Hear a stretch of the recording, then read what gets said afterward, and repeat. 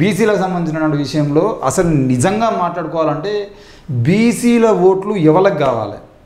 ఒక్కసారి ఈ వీడియో మొత్తం చూసిన తర్వాత మీ అభిప్రాయాన్ని కామెంట్ రూపంలో రాయండి. తెలంగాణ రాష్ట్రానికి ముఖ్యమంత్రిగా ఉన్నటువంటి వ్యక్తి రేవంత్ రెడ్డి, టీఎస్పీఎస్సీ చైర్మన్గా ఉన్నటువంటి వ్యక్తి మహేందర్ రెడ్డి, ప్రభుత్వ సలహాదారులుగా ఉన్నటువంటి వ్యక్తి వేం నరేందర్ రెడ్డి, ఎమ్మెల్సీలుగా కోదండరాం రెడ్డి, ఇక మంత్రులుగా అయితే ఉత్తమ్ కుమార్ రెడ్డి, తర్వాత కోమటిరెడ్డి వెంకటరెడ్డి, ఆ తర్వాత పొంగులేటి శ్రీనివాస్ రెడ్డి, సీఎం సెక్రటరీగా చంద్రశేఖర్ రెడ్డి, సీఎం ఓఎస్డీగా అజిత్ రెడ్డి, సిపిఆర్ఓగా అయోధ్య రెడ్డి, ఇంటెలిజెన్స్ చీఫ్గానేమో శివధర్ రెడ్డి, అడ్వకేట్ జనరల్గా సుదర్శన్ రెడ్డి, అడిషనల్ అడ్వకేట్ జనరల్గా రజనీకాంత్ రెడ్డి, హైదరాబాద్ కమిషనర్గా శ్రీనివాస్ రెడ్డి, సీఎం పర్సనల్ పిఏగా జైపాల్ రెడ్డి, సీఎం సిఎస్ఓగా చక్రవర్తి రెడ్డి, మీడియా అకాడమీ చైర్మన్గా శ్రీనివాస్ రెడ్డి, ప్రణాళికా బోర్డు వైస్ చైర్మన్గా చిన్నారెడ్డి, టీషర్ట్ సీఈఓగా బొందనపల్లి వేణుగోపాల్ రెడ్డి, ప్రెస్ అకాడమీ చైర్మన్గా శ్రీనివాస్ రెడ్డి, టూరిజం డిపార్ట్మెంటు ఆ కార్పొరేషన్కి సంబంధించిన విషయంలో పటేల్ రమేష్ రెడ్డి,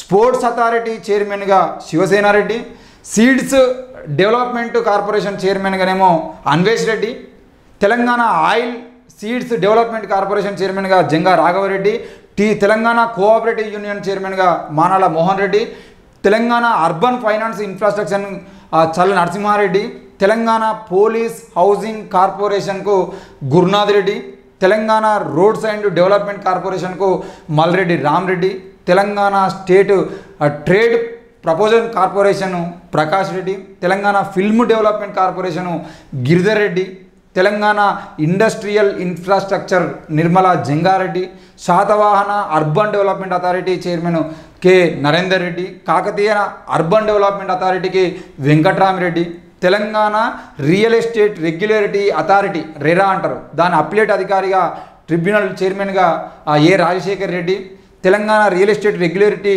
అథారిటీ సభ్యునిగా ప్రదీప్ కుమార్ రెడ్డి, మళ్ళా తెలంగాణ రాష్ట్ర ప్రధాన ఎన్నికల అధికారిగా సుదర్శన్ రెడ్డి, ఇక వేములవాడ రాజన్న ఆలయ ఈవోగా ఉన్నది వినోద్ రెడ్డి, కొడంగల్ డెవలప్మెంట్ అథారిటీ పేరుతోని ఆ స్పెషల్ ఆఫీసర్గా ఉన్నటువంటి వ్యక్తి Kancharla Venkatareddy, Telangana seeds development corporation చైర్మన్గా Anvesh Reddy, Telangana states cooperative oil seeds growers federation Janga Raghavareddy, Telangana state cooperative union limited Manala Mohan Reddy, Telangana రాష్ట్ర ప్రభుత్వ వ్యవసాయ సలహాదారులుగా పోచారం శ్రీనివాస్ రెడ్డి, ఆయన డైరీ డెవలప్మెంట్ కోఆపరేటివ్ చైర్మన్గా గుత్తా అమిత్ రెడ్డి. ఇదేనా? ఇది ప్రజాపాలన లేకపోతే ఇది రెడ్ల పాలన? ఆనాడు కేసీఆర్ అధికారంలోకి వచ్చిన తర్వాత ఏపూరు సోమన్నకు పాట పాడతాడు, ఎవని పాలయ్యిందిరో తెలంగాణ, ఎవడేలుతున్నాడో తెలంగాణ అని చెప్పేసి. మరి ఇవాళ మళ్ళీ ఆ మాట మాట్లాడుకోవాల్సినటువంటి అవసరం వచ్చింది. బీసీల ఓట్లు కాంగ్రెస్ పార్టీకి వద్దు, కాంగ్రెస్ పార్టీకి వేసినటువంటి బీసీలు పిచ్చివాళ్ళు అని చెప్తున్నటువంటి కాంగ్రెస్ ప్రభుత్వ పనితీరును మనం ఇప్పుడు ఇచ్చినటువంటి అంశాలను అర్థం చేసుకోవచ్చు. అసలు ఇప్పుడు నేను అడుగుతున్న లెక్కలు బయట పెట్టాలి. తెలంగాణ రాష్ట్రంలో ఎన్ని లక్షల ఎకరాల భూమి ఏ కులపుల చేతిలో ఉన్నది, వాళ్ళకు ఎవరెవరికి ఎన్ని ఎకరాల భూమి ఉన్నది లెక్కలు బయట పెట్టాలి కదా.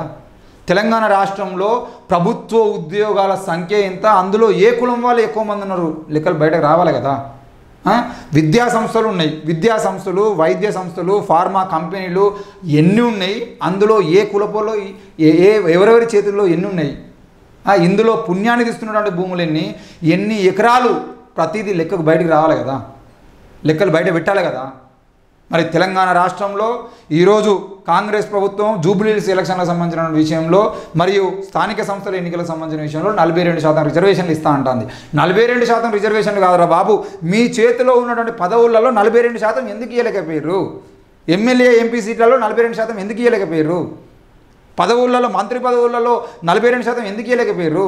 మీ జీవన్ రెడ్డి చెప్తాను కదా, మేము ఉన్నది 6% అయితే మాకు ఇంత శాతం సగం 50% పైగా మేమే మంత్రుల్లో ఉన్నాం, ఇక బీసీ మంత్రులు ఒకరిద్దరు మాత్రమే ఉన్నారు అని చెప్పేసి జీవన్ రెడ్డి మాట్లాడుతున్నాడు కదా.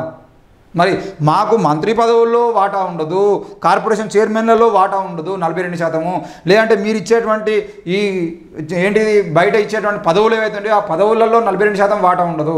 కేవలం స్థానిక సంస్థల్లో వార్డు మెంబర్ల కాడ, సర్పంచుల కాడ, ఎంపీటీసీల కాడ, జెడ్పీటీసీల కాడ మేము మా వాటా కోసం ఉద్యమాలు చేయన్నా, రోడ్ల మీదకి రావన్నా, ఈరోజు జేఏసీలు ఏర్పాటు చేయన్నా. 42% ఆ సినిమాలో ఉంటుంది, ఆర్ నారాయణమూర్తి గారు ఒక పాట ఉంటుంది, అందులో క్లియర్గా చెప్తాడు, ఈ సర్పంచులు ఎంపీటీసీల కాడ కాదురా బాబు మాకు వాటా కావాల్సింది, ఆ ప్రధానమంత్రి కాడ, ముఖ్యమంత్రి కాడ, ఎంపీలు ఎమ్మెల్యేలు కదా మాకు వాటా కావాలని చెప్పేసి. ఆ ప్రధానమంత్రి పదవికి ఎందుకు ఉండదు, ఆ ముఖ్యమంత్రి పదవికి ఎందుకు ఉండదు అని చెప్పేసి ఆయన ఆనాడు అడిగిండు. ఆనాటి నుండి ఈనాటి వరకు 30-40 ఏళ్ళు గడిచినా కూడా ఇప్పటికీ దాని గురించి మాట్లాడకుండా కేవలం సర్పంచ్ ఎన్నికలల్లో మీకు వార్డు మెంబర్ల కాడ, లేదంటే సర్పంచ్ల కాడ, ఎంపీటీసీల కాడ, జెడ్పీసీల కాడ 42% వాటా ఇస్తాం, ఈ దానికోసం ఇన్ని ఉద్యమాలు చేస్తారు, రేపు పొద్దుగాల అంతకన్నా ఎక్కువ అడిగితే మా పరిస్థితి అని చెప్పేసి. మొన్న కూడా తీన్మార్ మల్లన్న గారు ఒక మాట అన్నారు, మనం పుట్టేది ఒకసారే, సచ్చేది ఒక్కసారే, కనీసం మనం సచ్చేలోపు 42% వాటా మనం గట్టిగా ఫైట్ చేసి సాధించిపోతే రేపు పొద్దుగాల బీసీ బిడ్డలకు మన పేర్లు గుర్తుంటాయి, మనం గుర్తుంటాం అని చెప్పేసి ఆయన మాట్లాడాడు.